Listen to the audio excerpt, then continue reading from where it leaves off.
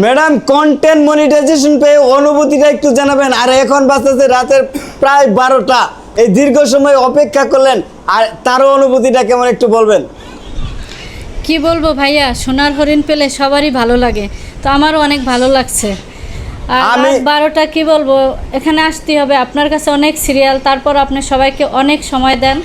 তো আপনারা যদি সঠিক গাইডলাইন মেনে কাজ করতে চান তাহলে অবশ্যই ফুলবাড়িয়া ভাইয়ের সাথে যোগাযোগ করে ভাইয়ের এখানে চলে আসবেন।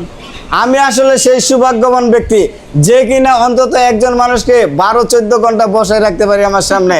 আমি আসলেই সৌভাগ্যবান। আপনার জন্য শুভকামনা।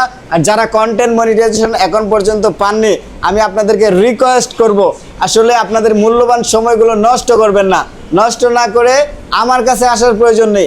আপনি অন্তত প্রত্যেকদিন 3টা করে ভিডিও আপলোড করেন, একটা করে লং ভিডিও আপলোড করেন, আনইউজুয়াল অ্যাক্টিভিটিগুলো প্রত্যাহার করেন, তাহলে দেখবেন আপনি কন্টেন্ট মনিটাইজেশন পেয়ে গেছেন।